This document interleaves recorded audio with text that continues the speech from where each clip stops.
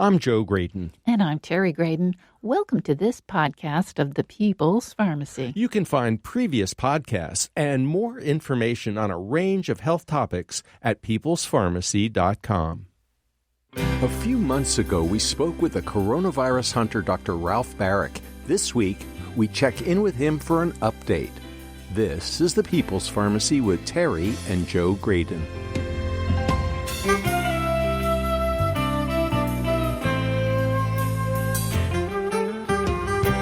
Dr. Baric is one of the world's leading experts on coronaviruses. He's been warning about a potential pandemic for years.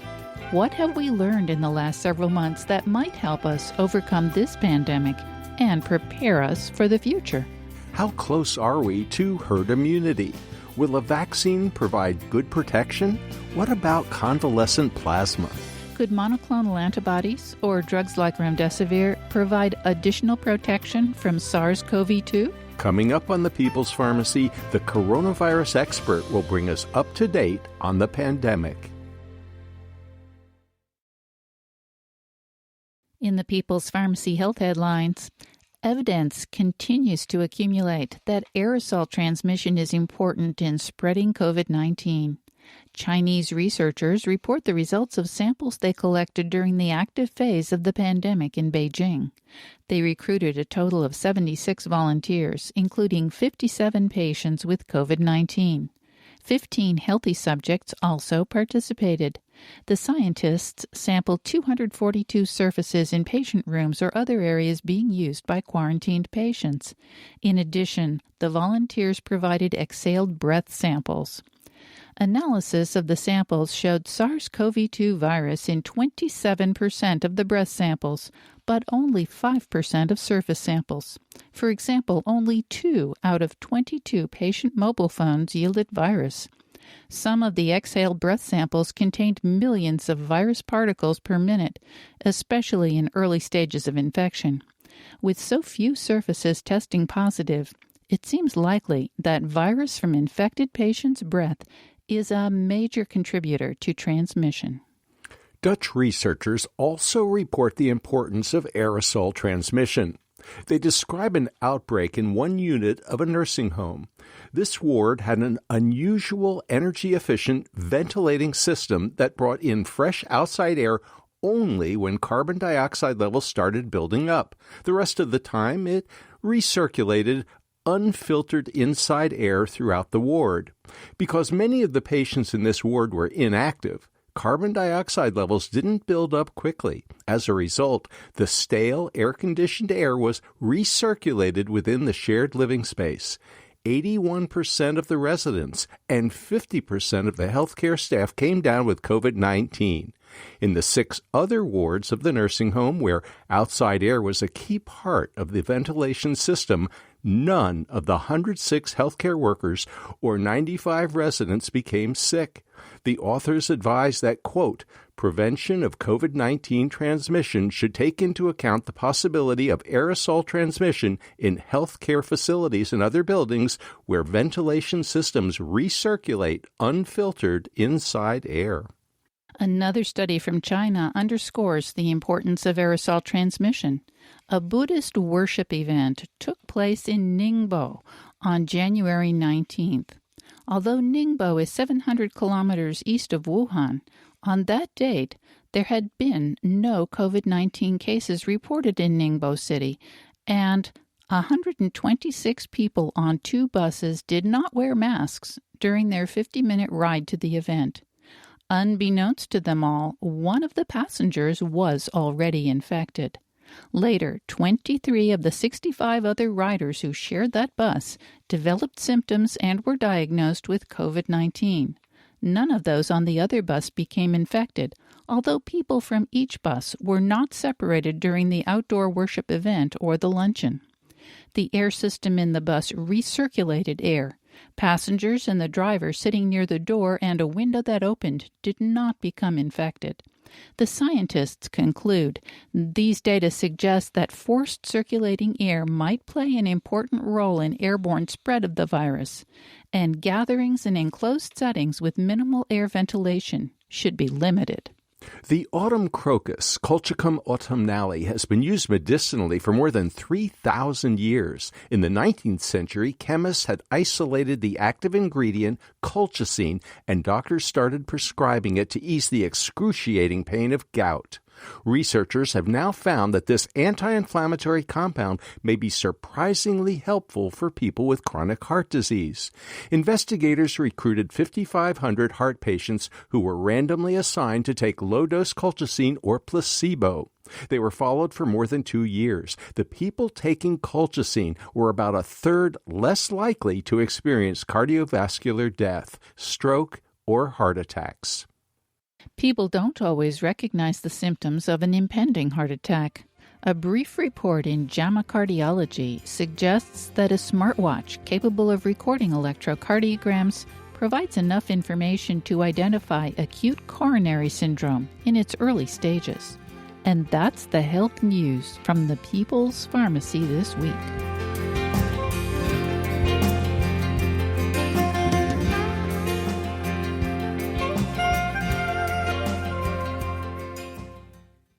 Welcome to the People's Pharmacy. I'm Terry Graydon. And I'm Joe Graydon.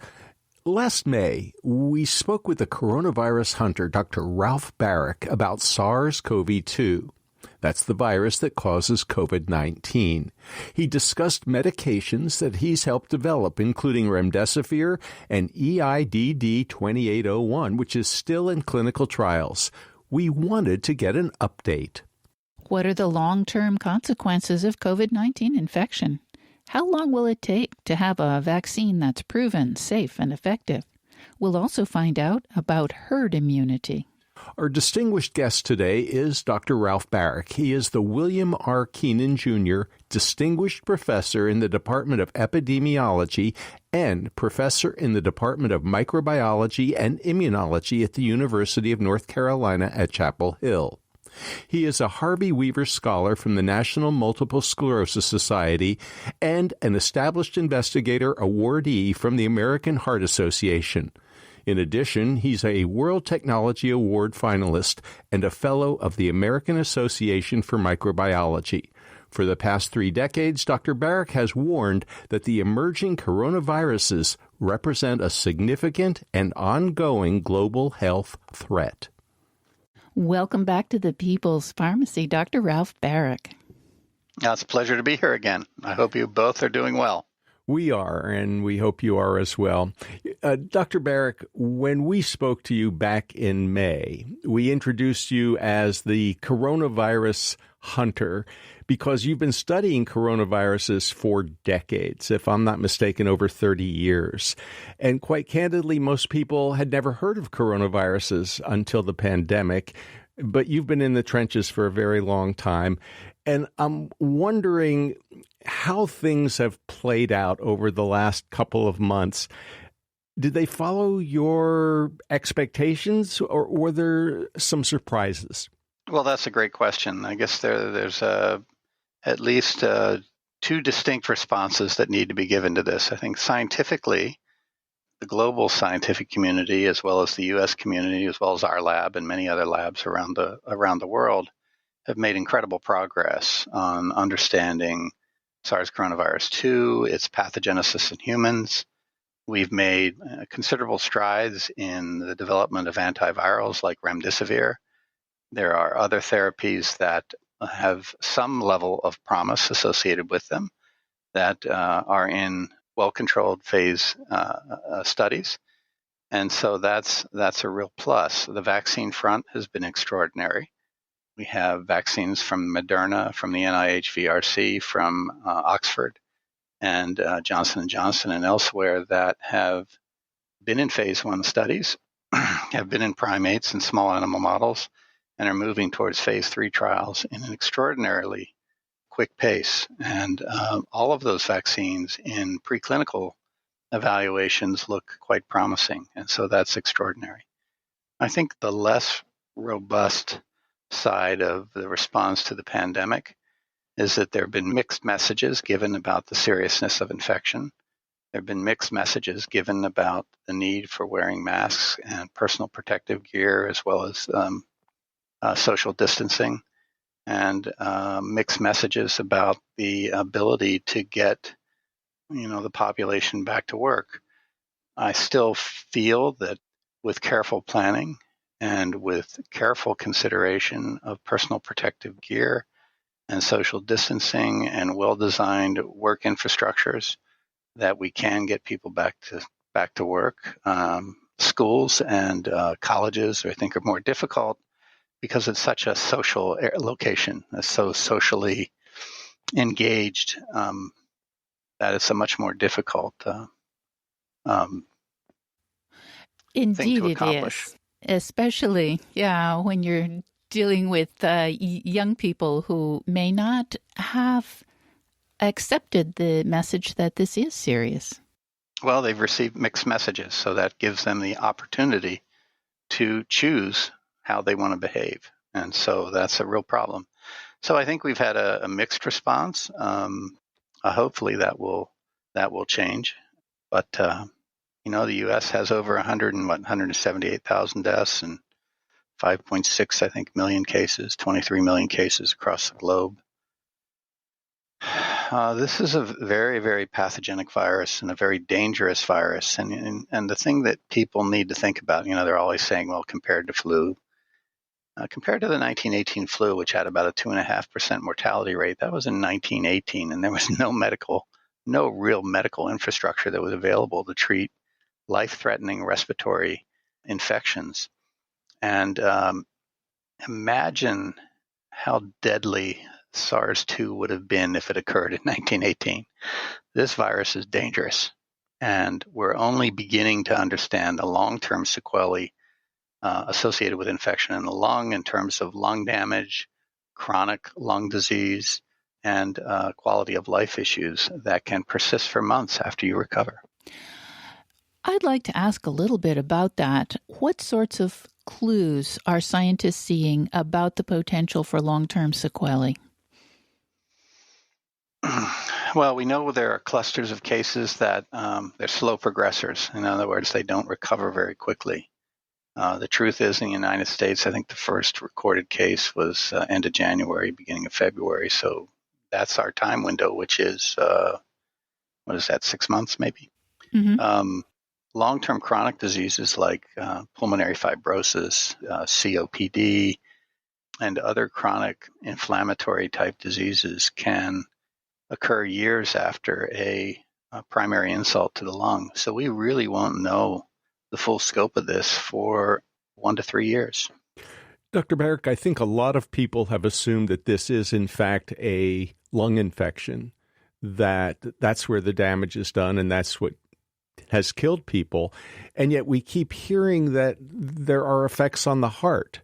There are effects on the digestive tract, and the brain is also affected. So it seems like this is a virus that affects a lot of different organ systems throughout the body. Back in 2014, when we were studying SARS in mouse models of human disease, we did a series of experiments that demonstrated for the first time that SARS coronavirus infection, the kissing cousin of SARS-2, caused what's called a coagulopathy, a dysregulated coagulopathy. And so there was a clotting disorder that was associated with infection in the mice, and it was never reported in SARS cases in 2003, mainly because most of the cases were in China and no one had ever seen that kind of linkage before. But in those models, dysregulation of the clotting cascade was associated with infection. We don't exactly know what the mechanism is, but that means that you can throw clots. And this could lead to strokes, sudden heart attacks, and other disorders in other organ systems that would be well outside of where the virus is actually replicating to the most highest titer. And indeed, we do see that in SARS-CoV-2. We see people are suffering from clots that cause pulmonary embolisms, that cause strokes, that cause all kinds of problems in places far away from the lungs even. Yeah, I think there's some really interesting data that was presented, I think in March or I think it was in April, about New York City. And any location in the country has sort of a background mortality rate. It's cyclic, but in New York City, it averages around 9,000 deaths per month or so. And the number of deaths in New York City in April were around 33,000, of which 16,000 were associated with SARS-2 plus the 9,000 background. That gets you to about 25,000. So there's excess mortality of about 7,000 cases. We don't know what the cause was. And that could be people not wanting to go to the hospital because of the danger, so they don't seek out critical care. It could be sudden strokes and sudden heart attacks associated with virus infection, even relatively mild infections. And so the true mortality rate of this virus is probably much higher than what's reported in the news. Dr. Baric, there is a report in the news while we're speaking about a Hong Kong patient who apparently was reinfected with the coronavirus, SARS-2, but a different strain. Any thoughts about that? Because the second infection came several months later and was a different, am I getting this right, genotype than the first type? That's correct. And so this patient in Hong Kong, I believe, was infected in February or March. The strain that was circulating at that time had a distinct set of mutations or distinct set of changes that were present in that virus.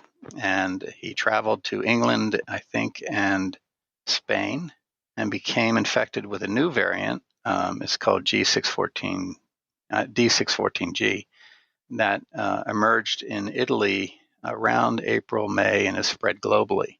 And so when they sequenced the virus that was present in this individual following secondary infection, there was a distinct set of mutations that track with this new strain that's circulating globally. And so it's definitive. We absolutely know this person has now been reinfected with a slightly different variant. Now, it's important to remember that the South Koreans, for example, reported about 400 reinfections, but they didn't have definitive data to demonstrate conclusively that it was a new strain that they were infected with and not a recurrent infection that had never completely cleared. And so there's anecdotal reports all over the globe of people getting infected a second time. This is definitive. It's clearly proven that it happens. Dr. Baric, we need to take a short break. When we come back, we'd like to explore the implications of reinfection. Absolutely. You're listening to Dr. Ralph Baric, the William R. Keenan Jr. Distinguished Professor in the Department of Epidemiology and Professor in the Department of Microbiology and Immunology at the University of North Carolina at Chapel Hill. He's helped make the University of North Carolina, Chapel Hill a world leader in coronavirus research. After the break, we'll talk about the immune system and the implications for reinfection and vaccine development. Will we still need to wear our masks after a vaccine becomes available? Find out what we mean by herd immunity and whether we're close. How many people will need to get vaccinated before the community will be reasonably well protected? Dr. Baric will share his hopes for vaccines and his expectations for new COVID-19 treatments.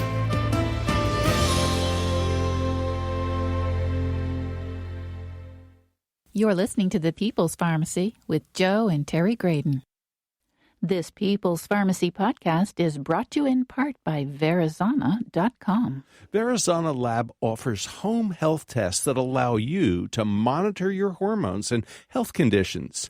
You can take control of the quantitative assessment of your health and learn about male and female hormone balance, the stress hormone cortisol, leaky gut, gluten intolerance, or your gut microbiome. Take a more active role in tracking your health and take 20% off your first order of a mail-in testing opportunity with the discount code PEOPLE.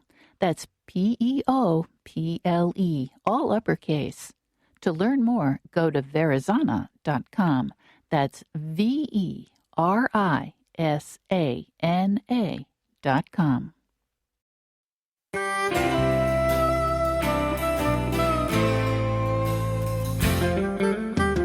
Welcome back to The People's Pharmacy. I'm Terry Graydon. And I'm Joe Graydon. The People's Pharmacy is brought to you in part by Cocoa Via Memory Plus, a cocoflavanol supplement backed by 4 clinical studies that show significant improvement in 3 different aspects of memory. More information at cocovia.com. Also by Verizana, an analytical laboratory providing home health tests for hormones, gut health, and the microbiome. Online at verisana.com. Back in May, we spoke with a scientist known internationally as the coronavirus hunter. A number of months have gone by, and we've all learned more about SARS-CoV-2. But there are still many unanswered questions.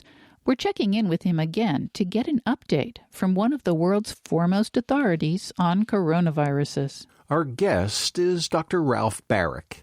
He is the William R. Keenan Jr. Distinguished Professor in the Department of Epidemiology and Professor in the Department of Microbiology and Immunology of the University of North Carolina at Chapel Hill. He is a Harvey Weaver Scholar from the National Multiple Sclerosis Society and an established investigator awardee from the American Heart Association. In addition, he is a World Technology Award finalist and a Fellow of the American Association for Microbiology. For the past 3 decades, Dr. Baric has warned that the emerging coronaviruses represent a significant and ongoing global health threat. Dr. Baric, the idea that we could become reinfected suggests that our immune system may not protect us even after we've recovered from this disease. Does that have any implications for vaccines? I actually believe that this is very good news, and let me tell you why. Respiratory viruses in general, whether it's a flu virus or a common cold virus or an adenovirus or a human contemporary coronavirus, classically are capable of reinfecting individuals in about a year or so, or 2, after the primary exposure. So this is not uncommon. Almost in every case, the second infection is much more mild than the primary infection. And the reason they typically become reinfected has to do with immunity and its capacity to get into different compartments in the respiratory tract. So severe disease is associated with virus infection in the lower respiratory tract, in the alveoli, where oxygen exchange occurs. And that can lead to life-threatening illness, pneumonia, and death. Many common cold viruses, however, only replicate in the nose. And so when you get a primary infection, you make a really good immune response to that virus, but it's mostly focused on the lower respiratory tract in your lungs. And that's because anatomically and physiologically, antibodies have a difficult time getting into the nose and protecting against virus infection in your nose and orthopharynx, the very upper part of your respiratory tract. And so that's not life-threatening if you get infected in the nose. You have the potential to transmit to another person, but you are very, very unlikely to get serious life-threatening disease. Usually it's very mild, the sniffles. And so what this case reflects, is exactly that phenotype where the primary infection was more severe than the secondary infection. They made an immune response that protected against lower respiratory tract infection and left a localized infection in the nose where the immune response has a very difficult time maintaining long-term protection. So I think it's good news for humanity, good news for vaccine design in terms of protecting against lethal disease. What it does leave is the potential vulnerability of transmission in vaccinated individuals to the non-vaccinated population.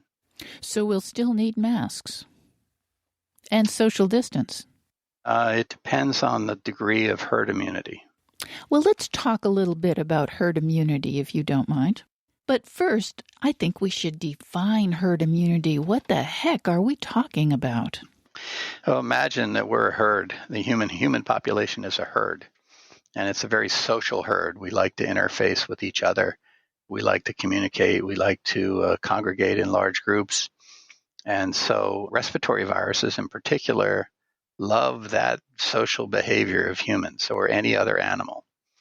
Now, that means the virus can infect and spread rapidly in that population, but it leaves behind a memory immune response that our bodies are designed to prevent a secondary infection or to minimize the consequences of a secondary infection. And so as the percentage of individuals that become infected, they become mostly resistant to reinfection or serious disease, and that limits their capacity to spread to other individuals.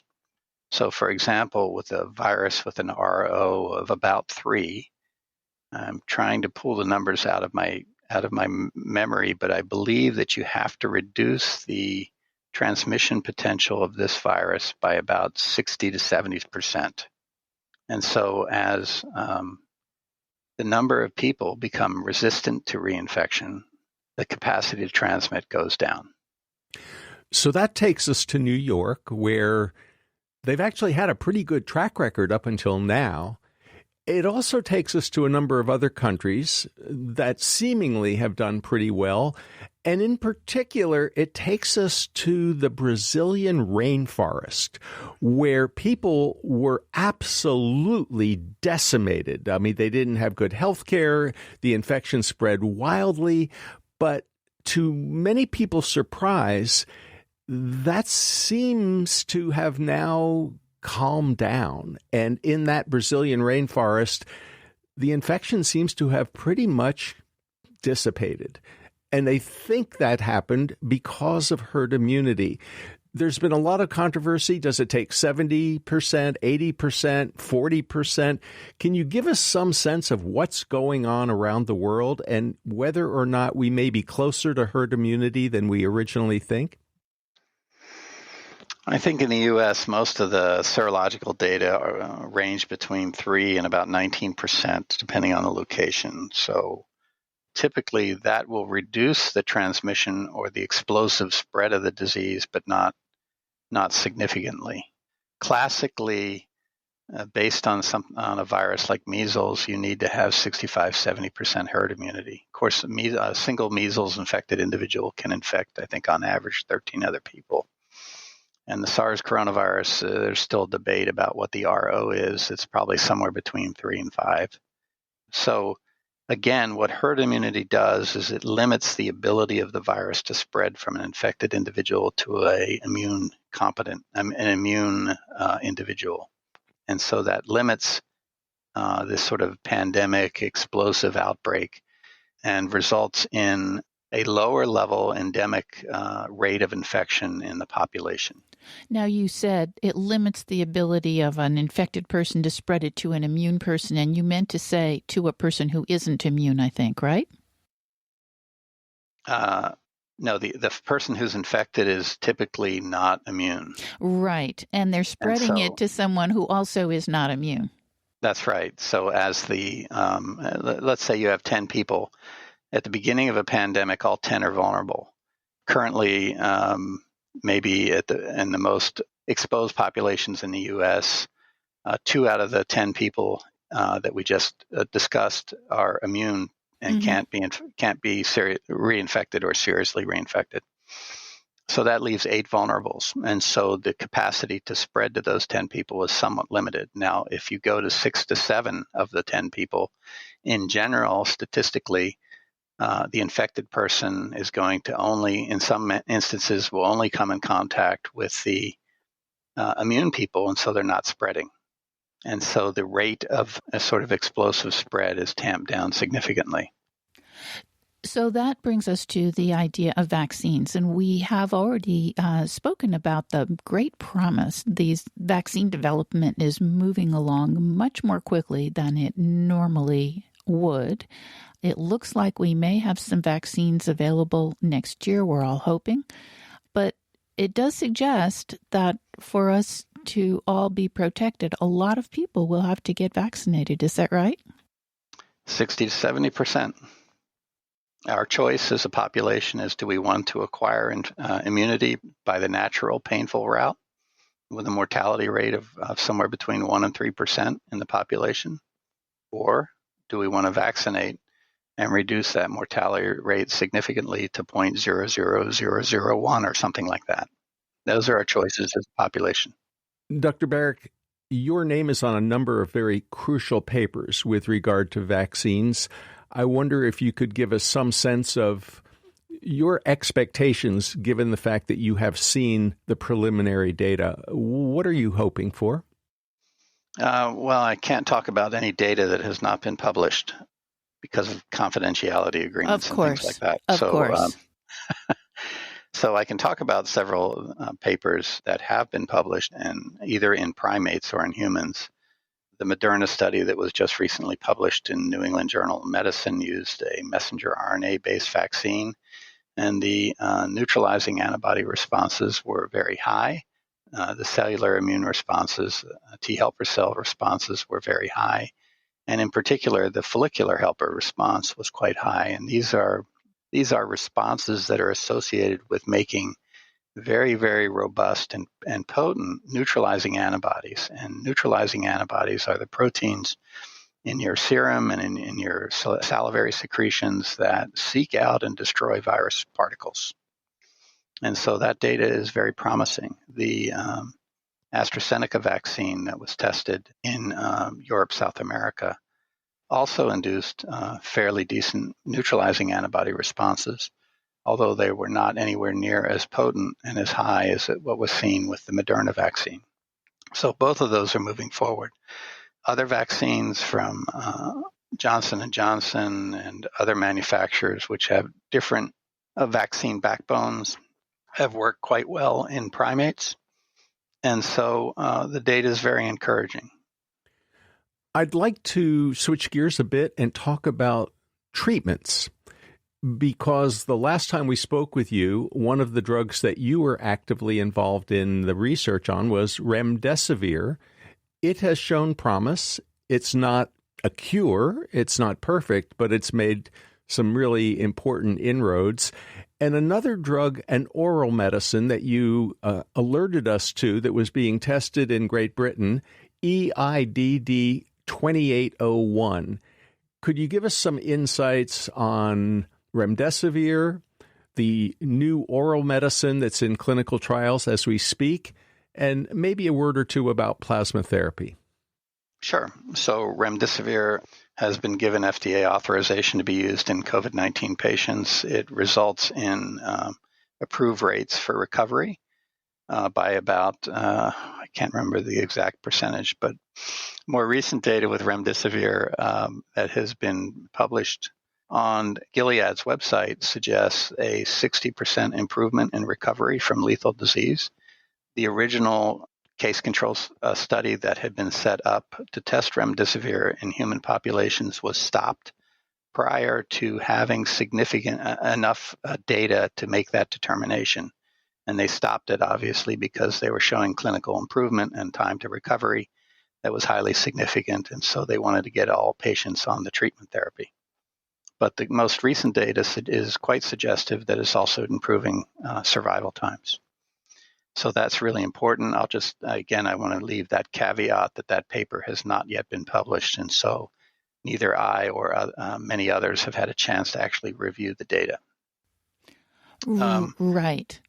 Now, you were involved in the original development of remdesivir, and we also talked to you earlier, the last time we spoke, about a drug that I think you may have been peripherally involved in, but weren't the primary developer of. That would be the EIDD 2801.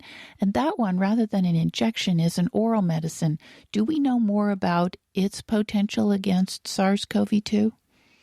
Sure. EIDD 2801 was originally developed at Emory University.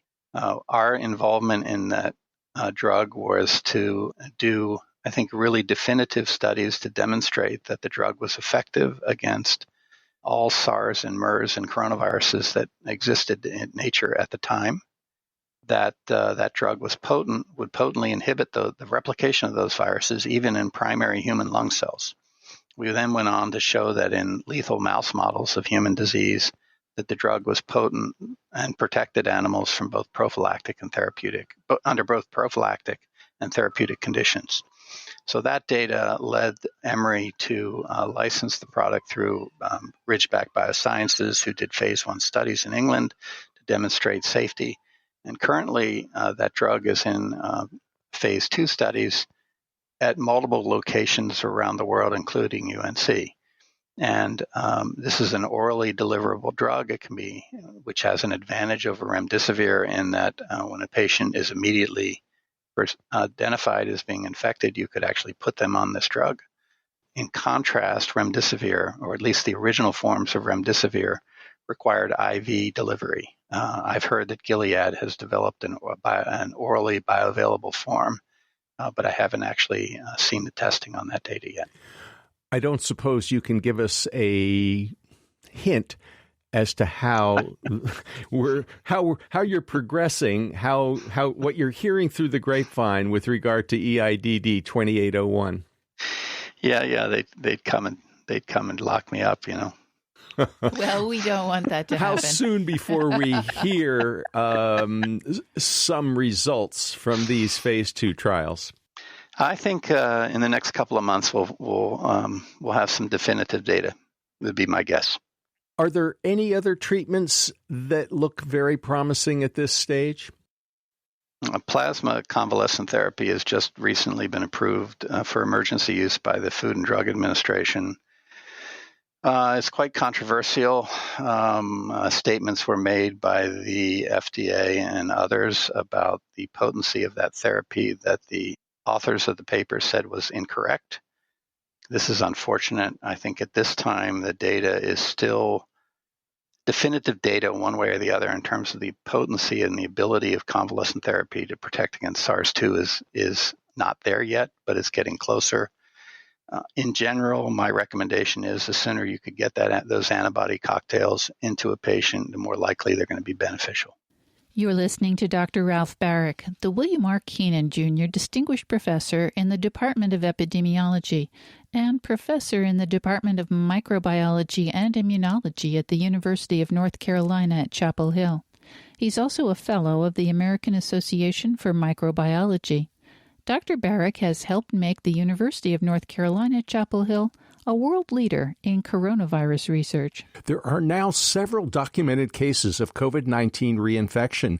In addition to the case from Hong Kong, there are cases from Belgium, the Netherlands, and Nevada. It's reassuring to learn that Dr. Baric believes reinfection will be less of a problem for most people. It's time for a short break. After that, we'll find out how monoclonal antibodies might help people who've become very ill with COVID-19. We'll find out how immune system cells respond to the first hint of invasion by the virus. We'll also learn how other viruses may affect our health.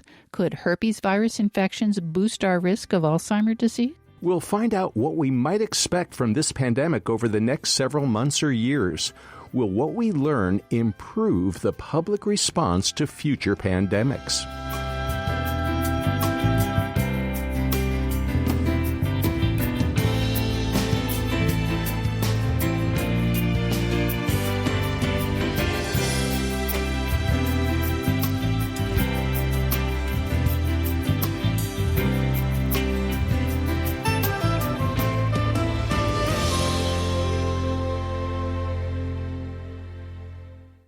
You're listening to The People's Pharmacy with Joe and Terry Graydon. The People's Pharmacy podcast is supported in part by CocoVia. CocoVia cocoflavanols support both cardiovascular health and cognitive function by promoting healthy blood flow. That transports oxygen and nutrients to vital organs and muscles, including your heart and brain. CocoVia now comes in an even more concentrated formula with 450 milligrams of cocoflavanols, 5 times more than the leading dark chocolate bar and 15 times more than the leading cocoa powder. CocoVia has a proprietary process that preserves cocoflavanols at the highest levels. The product undergoes rigorous testing at every stage to guarantee the highest level of cocoflavanols per serving and to provide the purest, highest quality product possible. People's Pharmacy listeners can now try CocoVia for 25% off by using the code PEOPLES25 at cocovia.com.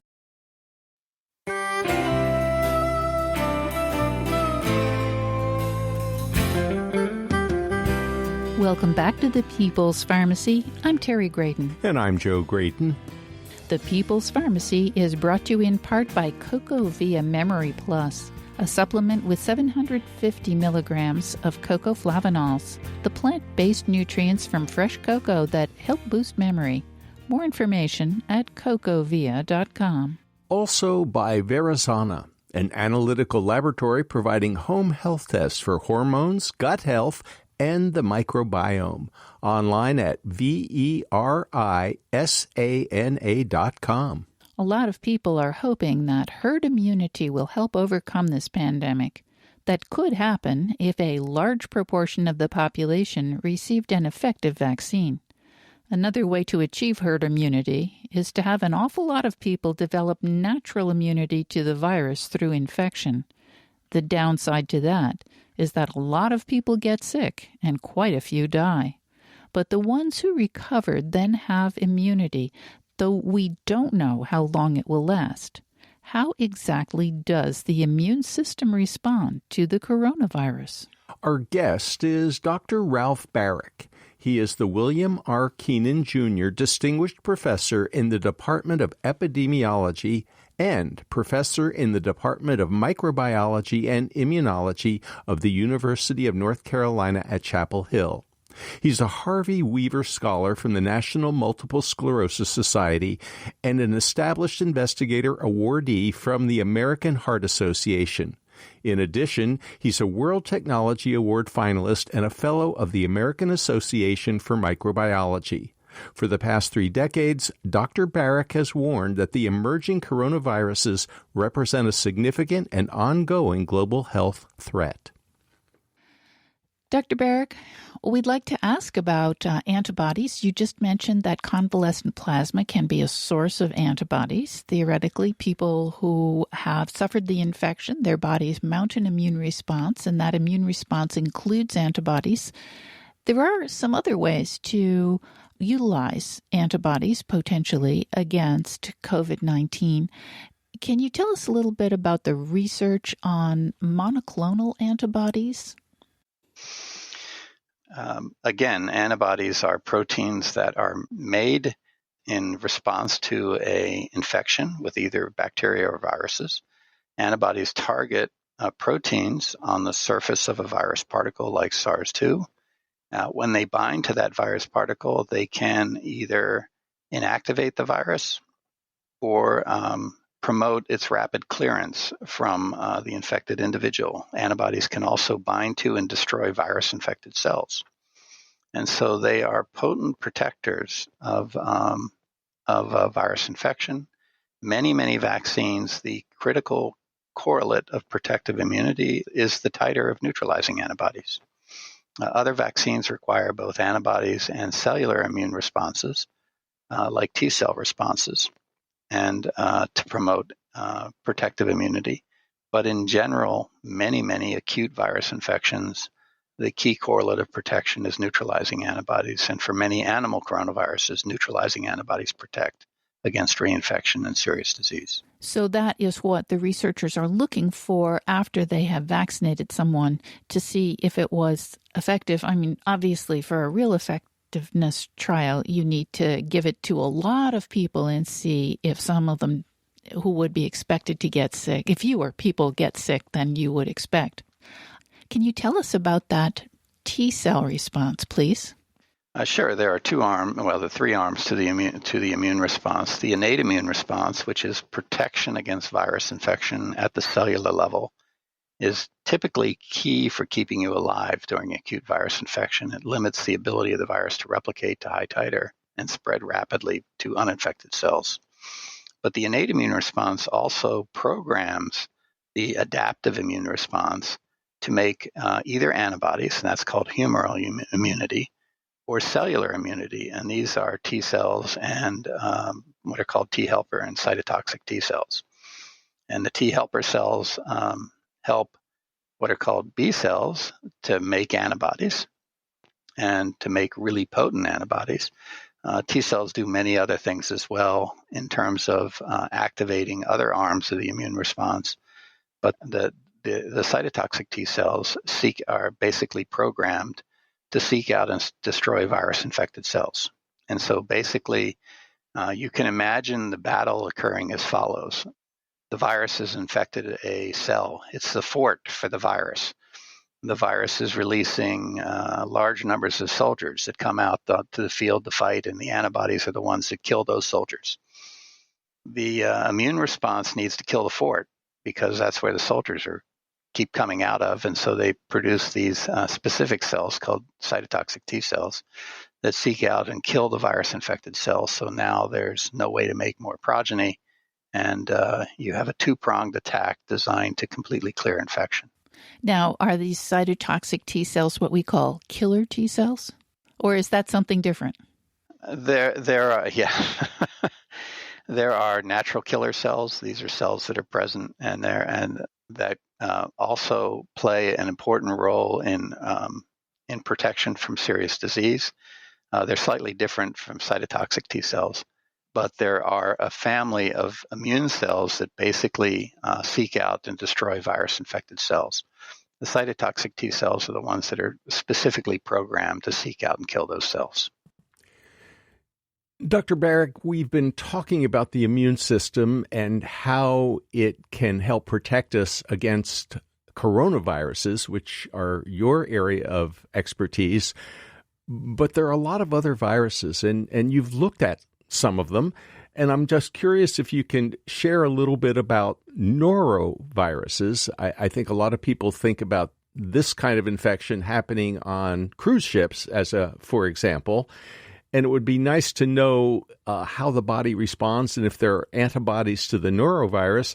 And then we'd like to talk to you a little bit about something you shared with us when we spoke with you in May about how viruses may be in some way associated with multiple sclerosis. And we understand you've done a fair amount of research in that arena. First, could you tell us a little bit about noroviruses, which are incredibly infectious? Sure. Noroviruses are in essence the common cold viruses of the gut.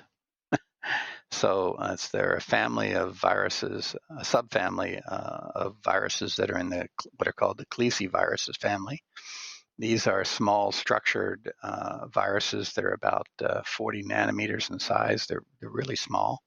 They have a small RNA genome in them, and they seek out and infect cells in your large and small intestine and cause diarrheal disease or vomiting. Those are the two cases. In the case of very young children infected with noroviruses, typically the disease symptomology is severe diarrhea. In adults, is typically vomiting. And these viruses are very, very heterogeneous. In other words, that means that one virus one norovirus can be antigenically very, very different from another norovirus. And in fact, there are about 33 groups of noroviruses that differ by about 30% that can cause human diarrheal disease. And when you talk about diarrhea disease, I think a lot of people have some familiarity with diarrhea, but when they have norovirus, it's really bad. I mean, we hear about things like projectile vomiting and people who are stuck in the bathroom for hours, if not days. So this is not a typical case of, traveler's diarrhea. This is really nasty stuff. Well, it's biologically, it's very, very interesting. We have done human challenge studies with noroviruses here. We have human challenge inoculum that are being used to evaluate the potency and performance of vaccines against the challenge inoculum. We're currently not doing any human challenge studies at UNC, but we've done them in the past. And when we do those experiments, typically about 50% of the people actually get diarrheal disease or vomiting. About 30% actually have asymptomatic disease, mild disease. And those are probably people that have been exposed to the virus in the past and have some level of herd immunity. About 20 to 30% of the U.S. population is resistant to many, many types of noroviruses, and that's because noroviruses use a what's called a histoblood group carbohydrate antigen to mediate docking and entry into cells. And there's a human polymorphism in the fucosyl-transferase 2 gene that regulates expression of those histoblood group carbohydrates. And so if you're FUC2 negative, you don't have a functional FUC2 gene. Many noroviruses can't infect you. Oh, this is good news for the people who have that particular genetic variant. They might or might not know it, but it's still good news. Yes, I'm actually one of those. So, but, viruses don't take host genetics lying down. So they adapt. They figured out a way around it. That's right. They're not going to, no self-respecting virus is going to let some host gene protect completely against infection. So there are strains of norovirus that are capable of infecting the FUC2 negative individuals. One good example is Snow Mountain virus, which in 2017 swept through the U.S. population. I was infected at that time too. So even though I am resistant to many strains of norovirus, including the most frequent strain, which are called the G24 strains that cause sort of the pandemic waves or the epidemic waves that occur each year across the globe, there are other strains that slip past that resistance factor and still infect and maintain themselves in the population. Will we ever have protection, perhaps a vaccine against noroviruses? Takeda has Vaccines Incorporated has been sort of the global leader in the development of norovirus vaccines. They have good data that there is protection from following vaccination, at least in a fraction of the population. They also have data that suggests that there's cross protection to strains that are not present in the vaccine cocktail. So they've reported, for example, that the vaccine that they delivered to Army recruits, which did not encode a Snow Mountain virus component, actually protected significantly the vaccinees when Snow Mountain swept through the vaccine cohort. Dr. Baric, you have been studying a connection, a link between viruses and the autoimmune condition multiple sclerosis. This is a condition in which the individual's own immune system actually attacks the sheath around the nerves and kind of strips it away or frays it or somehow makes it not very effective. What's the link with viruses? What can you tell us? So I haven't studied multiple sclerosis for a long time. When I was in training, I had a fellowship from the Multiple Sclerosis Society to study a virus called mouse hepatitis virus, which caused a demyelinating disease in the central nervous system of the mouse.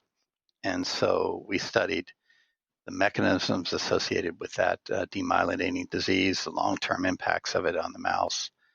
And so I'm certainly familiar with this whole concept of what are called hit-and-run diseases. These are diseases where the virus infection can occur. Your immune system can clear the infection so that there's no evidence of active virus replication. But then 2, 3, 5 years later, you could develop an immunopathologic disease that can result in death. Good examples of these type of diseases in the central nervous system is clearly virus infection and its association with multiple sclerosis. Another good example is in the respiratory tract, where you can have virus-induced pneumonia leading to pulmonary fibrosis 5 years later, which is a fatal end-stage lung disease. And there's even data that suggests that virus infections are associated with certain types of diabetes.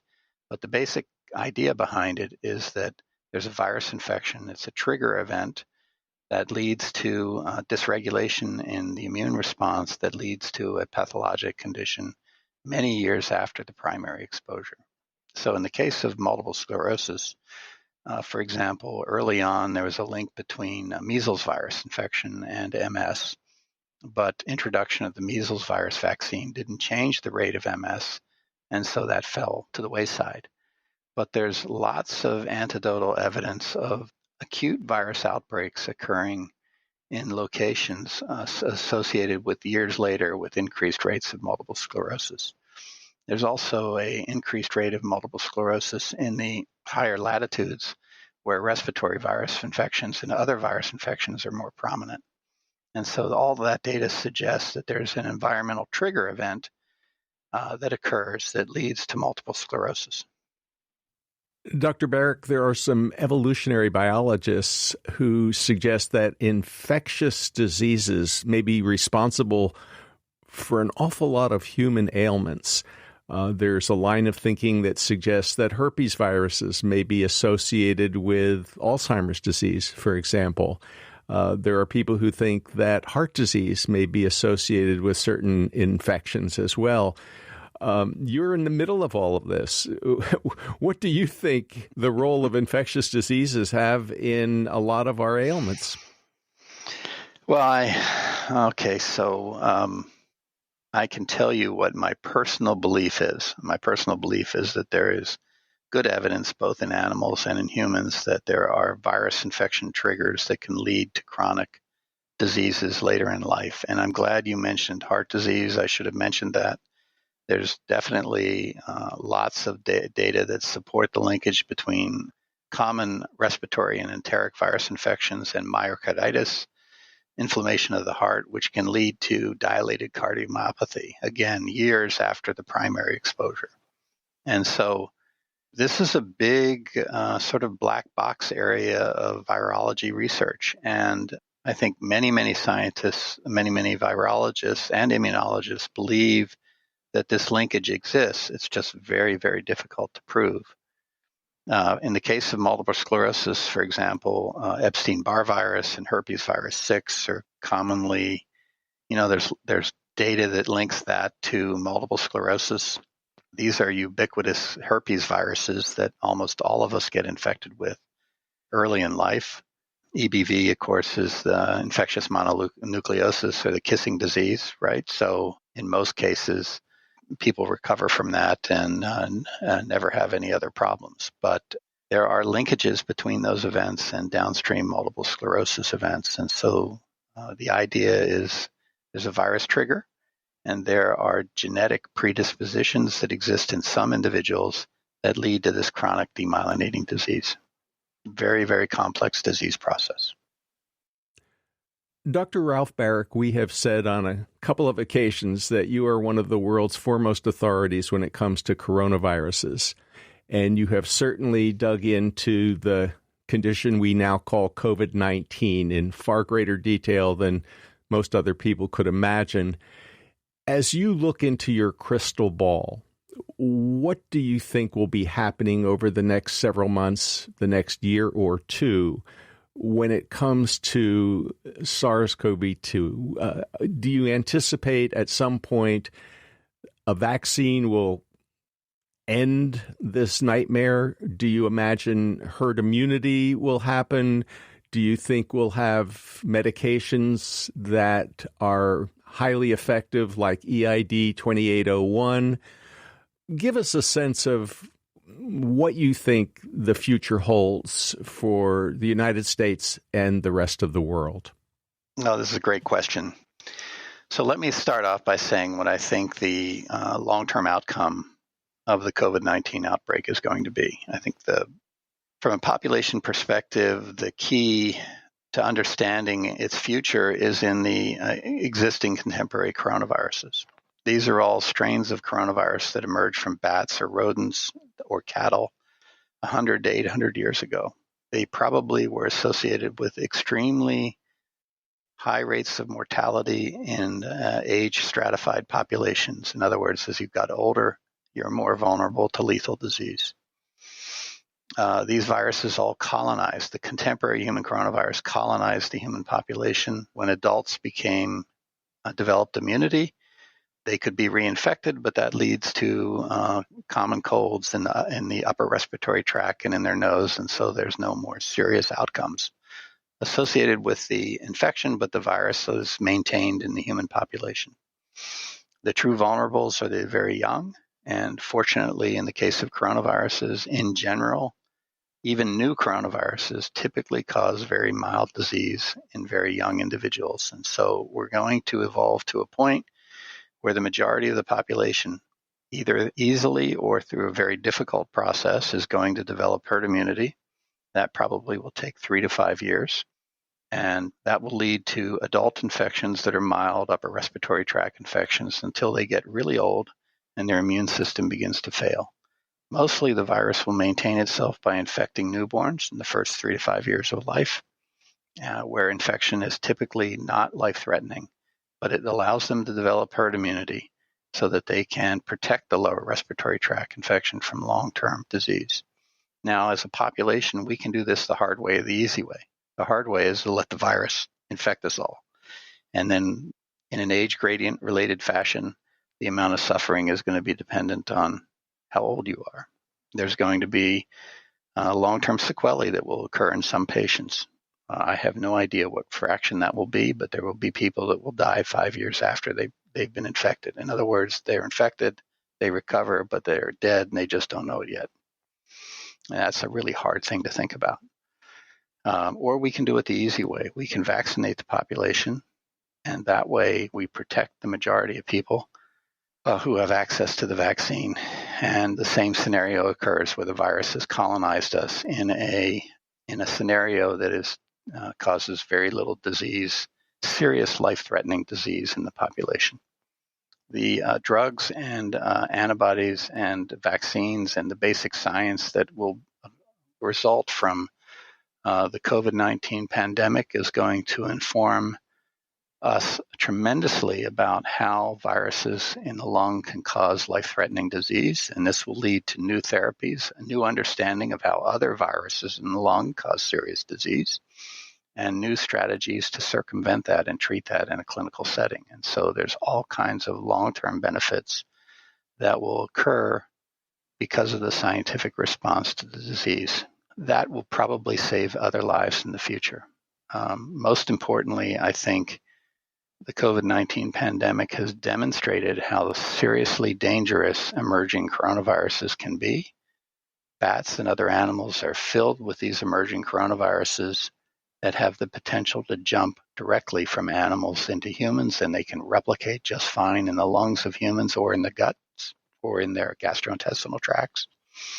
And they will continue to emerge in the future, and hopefully we will be better prepared with broad-based drugs and vaccines and conceptual approaches to treat these diseases as a consequence of the COVID-19 outbreak. The other positive outcome that cannot be stressed enough is the critical importance of public health response to pandemic outbreaks of disease. The United States, prior to the COVID-19 outbreak, was considered to have the best public health infrastructure in the country, in the world. And we did not achieve that in this outbreak. And hopefully that will result in reinvestment and rebelief and increased belief in the critical importance of science and public health in preventing disease outbreaks in populations.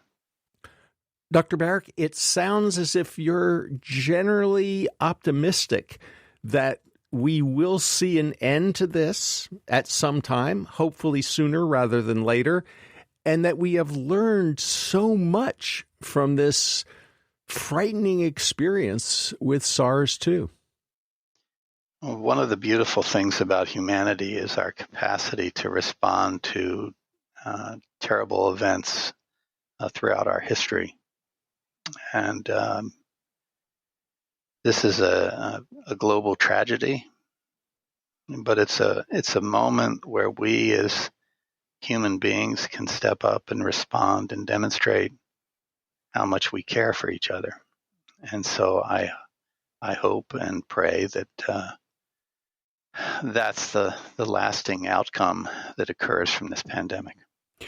Dr. Baric, thank you so much for the research that you've done. Thank you for sharing your knowledge with our listeners and with us.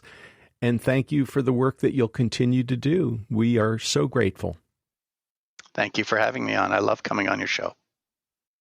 You've been listening to Dr. Ralph Baric, the William R. Keenan Jr. Distinguished Professor in the Department of Epidemiology and Professor in the Department of Microbiology and Immunology at the University of North Carolina at Chapel Hill. He's a Harvey Weaver Scholar from the National Multiple Sclerosis Society and an established investigator awardee from the American Heart Association. In addition, he's a World Technology Award finalist and a fellow of the American Association for Microbiology. He's helped make the University of North Carolina at Chapel Hill a world leader in coronavirus research. Dr. Baric's caution that there could be long-term negative consequences months or years after people have seemingly recovered is sobering. On the other hand, we share Dr. Baric's hope that the knowledge the world has developed in the face of this COVID-19 pandemic will help us better prepare for emerging infections in the future. And we also hope that this experience will inspire the United States to rebuild its public health infrastructure so that we can avoid another devastating experience that kills hundreds of thousands of people. Lynn Siegel produced today's show. Al Wodarski engineered. Dave Graydon edits our interviews. B.J. Liederman composed our theme music. The People's Pharmacy is produced at the studios of North Carolina Public Radio, WUNC. Today's episode was produced at our home studio. The People's Pharmacy is brought to you in part by Verizana, an analytical laboratory providing home health tests for hormones, gut health, and the microbiome. Online at verisana.com. And by CocoVia Memory Plus, a cocoflavanol supplement backed by 4 clinical studies that show significant improvement in 3 different aspects of memory. More information at cocovia.com. To buy a CD of today's show or any other People's Pharmacy episode, you can call 800-732-2334. Today's show is number 1226. The number again, 800-732-2334, online at peoplespharmacy.com. When you visit the website, you can share your thoughts about today's show.